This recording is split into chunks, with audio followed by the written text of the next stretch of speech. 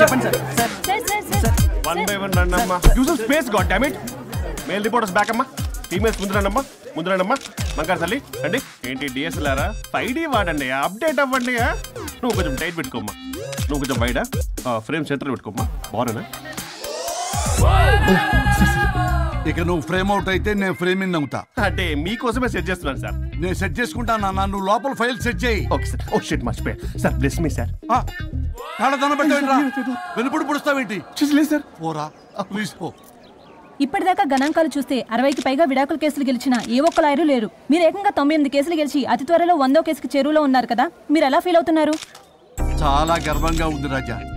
ఈ విజయం నాదొక్కడిదే కాదు, విడిపోదాం అనుకున్న జంటలందరికీ నా సక్సెస్ షేర్ చేస్తున్నాను. మరి కాసేపట్లో 99వ కేసు వాదించబోతున్నారు కదా, గెలుస్తారా?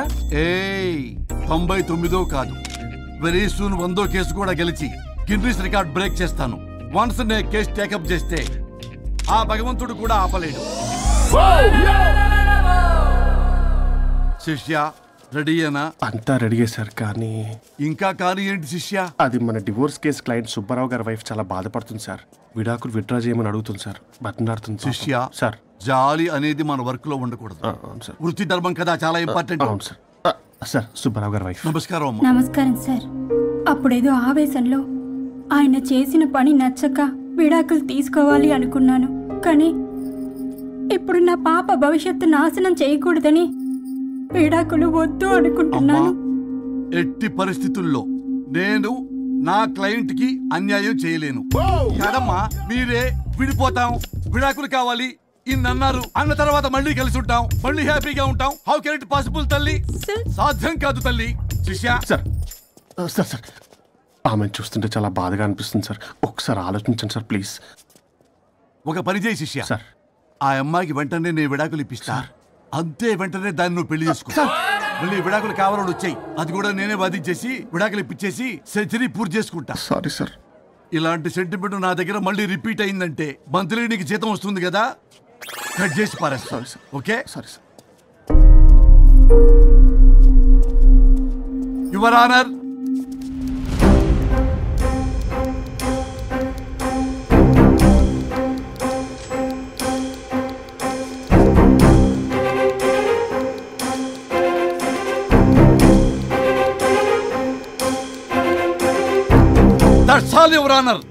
ఈ కేసు పూర్వాపరాలు పరిశీలించిన మీదట వీరికి విడాకులు మంజూరు చేయడమైనది.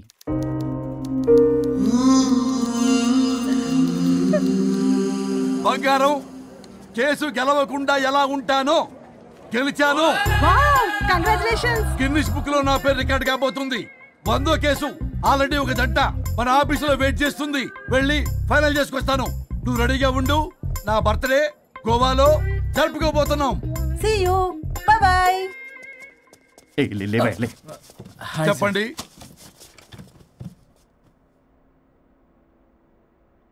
పర్లేదు చెప్పండి. నాకు విడాకులు కావాలి సార్. నాకేమన్నా మా విడాకులు కావాలా? నాకు విడాకులే కావాలి సార్. ప్రాసలు వద్దండి, ప్రాబ్లమ్స్ చెప్పండి. ఎర్రగా బుర్రగా ఉంది, తెలివైన అమ్మాయి కదా అని ప్రేమించాను సార్. ఇంట్లో వాళ్ళు కాదని పెళ్లి చేసుకున్నాను. అప్పటికి మా నాన్న ఏమన్నాడు తెలుసా? ఏమన్నాడు? నానా చెప్పు. నాన్న చెప్పు. అంకుల్ చెప్పండి. ప్రేమించి పెళ్లి చేసుకోవడం మన ఇంటి అవంటలేదు. నువ్వు అమ్మాయిని కనుక పెళ్లి చేసుకుంటే నా యావదాస్తిని నా తమ్ముడు కొడుకైన బుల్లెపై పేరు రాసి పారేస్తాను. వామ్మో, ఈ ఆస్తి గొడవలు నాకొద్దు. అన్నయ్య, పెద్దనాడు చెప్పిన మాట విను. ఆంటీ సైలెంట్ గా ఉన్నట్టుంది, మీకు సపోర్టా? అమ్మా అమ్మా చెప్పమ్మా. మీ నాన్న మాట ఎప్పుడైనా నేను చెబుతాటేనా? ఆయన మాటే నా మాట. ఆంటీ తానా తందన బ్యాచ్ అనమాట. మా మమ్మీ కూడా అంతే. వాళ్ళు ఎంత వద్దన్నా ఆఖరికి హరిహరాదులు అడ్డు వచ్చినా గానీ నేను ఈ అమ్మాయిని పెళ్లి చేసుకుంటాను భీష్మించి కూర్చున్నాను సార్. ఈ హరిహరాదులు ఎవరు, వాళ్ళ పేర్లు ఆధార్ కార్డ్ నంబర్ ఇస్తే భీష్ముడికి వాళ్ళకి సంబంధం ఏంటో చెప్తే సార్ వాళ్ళు ఎవరో నాకు తెలియదు సార్. నేను ఏదో ఫ్లోలో చెప్పాను. నేను ఫ్లోలో రాశాను సార్. నేను కూడా మా అమ్మ నాన్నని కాదని వీడితో బయటకు వచ్చాను. మా నానమ్మ అసలు ఏమన్నారో తెలుసా సార్? ఏమన్నారు? నానమ్మ నానమ్మ గ్రానీ సార్ చెవుడు. ఒసే నాయనమ్మ. తల్లి, ఈడొచ్చిన పిల్ల గడప దాటి వెళితే నిన్నే కాదు నిన్ను కనీ పెంచిన తల్లిదండ్రులు కూడా ఈ లోకం దుమ్మెత్తిపోస్తుంది. అయినా ముక్కు మొహం తెలియని వాడితో ప్రేమ పెళ్లి ఏమిటమ్మా? నాకు అతని ముక్కు మొహం మూతి కూడా తెలుసు. నేను చేసుకుంటా అతనే చేసుకుంటా అని ఇతనితో వచ్చేసి పెళ్లి చేసుకున్నాను సార్. కానీ ప్రేమ పెళ్లిలు 100% సక్సెస్ అవ్వవు అనేది ప్రూవ్ చేశాడు. ఇంట్రెస్టింగ్. ఏం చేశాడు? ఏవని చెప్పాలి, ఎన్నని చెప్పాలి? ఇతను సాడిస్ట్, బైపోలార్, పొసెసివ్, సైకో. చూసారా సార్, నాకు ఫిజిక్స్ రాదని ఏదేదో చెప్తుంది. ఫిజిక్స్ కాదయా, మ్యాథమెటిక్స్. ఒరే ఇది కెమిస్ట్రీ రా. ఇతనే ఓ మిస్టరీ. అసలు మీ పెళ్ళి ఎప్పుడైంది? August 15th sir. 17th sir. అదే అంటే ఆగస్ట్ 10 హాలిడే కదా సార్, దాని తర్వాత 2 days డేట్ ఇచ్చారు సార్. చూసారా సార్, పెళ్లి రోజే గుర్తులేనుడికి పెళ్ళాం ఏం గుర్తుంటుంది? అసలు ఇతనికి నా ఫోన్ నంబర్ కూడా గుర్తుండదు సార్. నాకెందుకు తెలియదు సార్? చెప్పు. 98490 కాదు 9840099. 98499 మొత్తం 10 నంబర్లు ఉంటాయి. మీరు ఇలా టెన్షన్ పెడితే ఎలా చెప్పాలి సార్? చెప్పు. మీరు ఎన్నిసార్లు అడిగినా ఇదే రిపీట్ చేస్తాడు. దాని నంబర్ మాత్రం నాలుక మీదే పెట్టుకున్నాడు. అంటే దివ్య నెంబర్ ఫ్యాన్సీ నెంబర్ సార్. ఇంతకీ దివ్య ఎవరు? కలీగ్. దాని మాయలో పడ్డాకి నన్ను నెగ్లెక్ట్ చేస్తున్నాడు. బా నీకు 100 సార్లు చెప్పేస్తాను నా ఫ్రెండ్ అని. హలో, ఫ్రెండా కలీగా? మా సార్ క్లారిటీ కావాలి. కొలీగ్ లాంటి ఫ్రెండ్ సార్. ప్రేమించినప్పుడు 100 కబుర్లు చెప్పాడు కానీ పెళ్ళైన నెక్స్ట్ డే నుండి పట్టించుకోవడం మానేశాడు. తలనొప్పి వచ్చినా తగ్గుతుందిలే అంటాడు కానీ ఏమి చేయడు. అసలు తలుంటే కదా సార్ తలనొప్పి రావటానికి. సరే తలనొప్పి వచ్చింది హాస్పిటల్కి వెళ్దామంటే రాదంట సార్. వాడు ఎవడో లైవ్ లో గాలి డాక్టర్ అంట, వాడికి ఫోన్ చేస్తుంది. వాడు తగ్గిందా తగ్గిందా తగ్గిందా అంటే తగ్గిందంట. నన్ను కూడా అలా చేయమంటే నేను ఎలా చేయాలి సార్? అసలు కూర్చొని ఇది పడుకోని ఇది ఊపిరి కూడా పీల్చుకొని సార్. ప్యాకెట్లు సిగరెట్లు కాలుస్తాడు. నేను ధూప్ స్టిక్ కాలిస్తే మంచి వాసన వస్తుంది. నువ్వు సిగరెట్లు కాలిస్తే రాహుల్ ద్రావిడ్ కి కోపం వస్తుందంటే వినడే. బాత్రూమ్ అంతా కంపు చేస్తాడు. సార్ నాతో ఎక్కడికి రాడు, తనతో బయటికి తీసుకెళ్ళడు. నేను వేసుకున్న ఏ డ్రెస్ కి కాంప్లిమెంట్స్ ఇవ్వడు. అదేంటి, మొన్న నీ డ్రెస్ బాగుందని చెప్పా కదా. అన్నాడు సార్. దివ్య నీ డ్రెస్ ఈ రోజు చాలా బాగుంది అన్నాడు సార్. మరి ఇంకే? నా పేరు పల్లవి సార్. సార్ ఏదో రాస్తున్నారేంటి sir? You done the world's greatest mistake bro. అబ్బా అది ఏదో ఫ్లోలో అన్నాను సార్. నేను కూడా ఫ్లోలో రాస్తున్నాను సార్. సార్ ఇప్పుడు మీ ఆవిడ మిమ్మల్ని ఏమని పిలుస్తుంది? మేడంకి సార్ అంటే పిచ్చి. హరి డార్లింగ్ అని పిలుస్తుంటది కదా సార్. తను మీ షర్ట్ చూసి హరి డార్లింగ్ నీ షర్ట్ బాగుంది అనబోయి గిరి డార్లింగ్ నీ షర్ట్ బాగుంది అంటే మీకెలా ఉంటుంది? పత్తులు క్రికెట్ అవునే అడగండి. అమ్మా ఇక నీ ప్రాబ్లం చెప్పు, మమ్మల్ని ఇరికించమాకు. చూసారా సార్, ఇది ఎవరికైనా ప్రాబ్లం క్రియేట్ చేస్తుంది. దీని మనసు నుండే విషప ఆలోచనలు. ఇది ఆలోచించే విధానం కృష్ణపల్ నోయలు కూడా అర్థం కదా సార్. ఎవడరా వాడు? Famous comedian sir. ఓ కమెడియనా? ఎస్పీ గారి లాగా. అతను సింగర్ గా సార్. సింగరా? తెలీదా? చూసారా సార్, మీకన్నా తెలుసు. వీడికేమీ తెలీదు. ఇక నా వల్ల కాదు, వెక్స్ అయిపోయాను సార్. నాకు డివోర్స్ కావాలి. అది వెక్స్ అయింది, నేను ఫిక్స్ అయ్యాను. నాకు డైవర్స్ కావాలి సార్. మీరు చెప్పింది వింటుంటే ఇవి భరించలేని, పరిష్కరించలేని కఠోరమైన ప్రాబ్లమ్స్. ఈ విడాకులు మీకన్నా నాకు చాలా ఇంపార్టెంట్. ఎందుకంటే నా 100వ విడాకులు గిన్నిస్ బుక్కి చివరి మెట్టు. అమ్మయ్య, ఇక మేము మర్చిపోవచ్చు అనమాట. ఇక మీరు మర్చిపోయిన ఆ విషయం నేను మర్చిపోను. డాక్యుమెంటు నా హస్తాలతో స్వయంగా రాస్తున్నా. కానీ ఒక 2 రోజులు మాత్రం ఊపిరికి ఊపిరి బిగబట్టుకొని వెయిట్ చేయండి. 99 గెలిచిన ఆనందంలో నేను నా వైఫ్తో గోవా టూర్ వెళ్తున్నాను. రాగానే 100% నేను మీకు డైవర్స్ ఇప్పిస్తా. Thank you sir.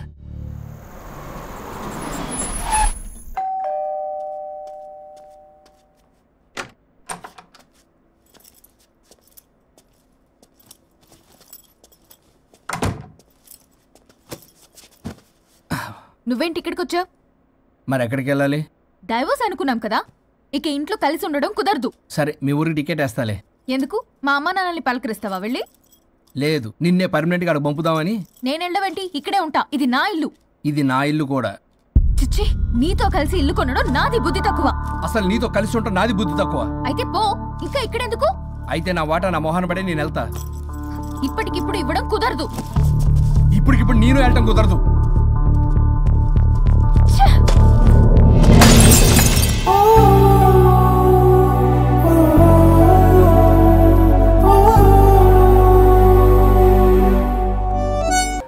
మన స్ట్రెస్ రిలీజ్ కి మ్యూజిక్ ప్లే చేయాలి, ఇంకా చేయలేదేంటి? నేను ఆల్రెడీ కాల్ చేశా. మర్చిపోయి. Now it's time for my song. Start music.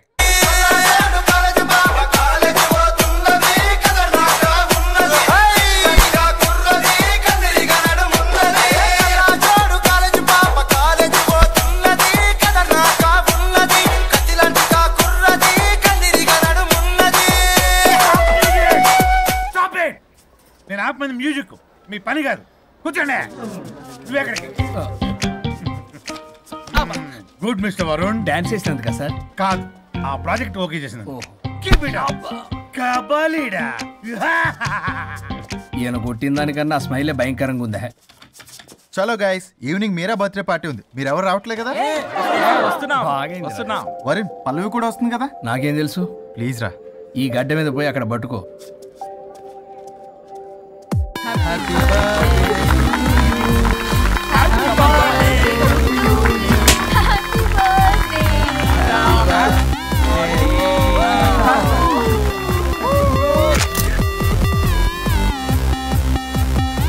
దివ్య, ఎప్పుడు చూసేంది తాగుతావు? కొంచెం మంది ఆగొచ్చు కదా.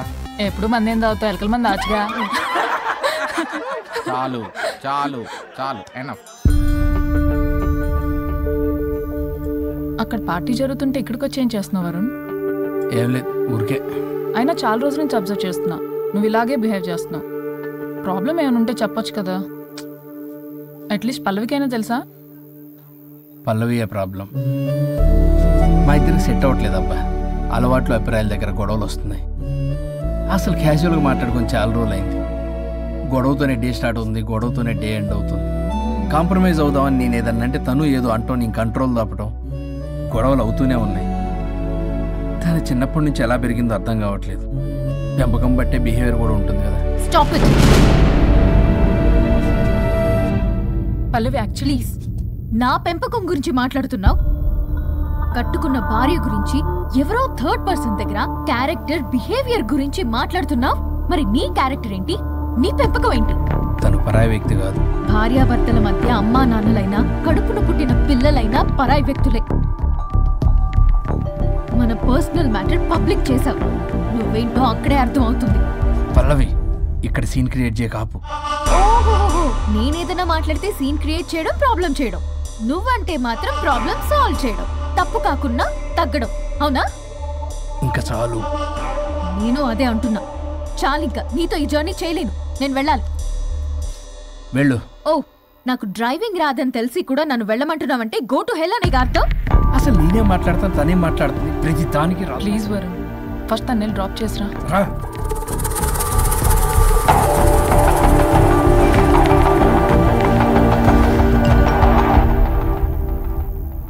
ఓ, మేడం గారి message. Stop stop stop, reply ఇవ్వు. నీతో ఆర్గ్యూ చేసి ఓపిక లేదు నాకు. కానీ నా గురించి మాత్రం ఇంకో అమ్మాయికి బ్యాడ్ గా అనలైజ్ చేయడానికి రెడ్ బుల్ తాగినంత ఎనర్జీ వస్తుందే. అసలు నీతో రావడం నాది బుద్ధి తక్కువ. అయితే ఆపై పోయి తిరిగి వెళ్ళు. తను వెయిట్ చేస్తుంది. You shut up. కార్ ఆపు. ఆపను. నిన్నే కార్ ఆపుతావా లేదా? ఆపను. ఆపకపోతే దూకేస్తా.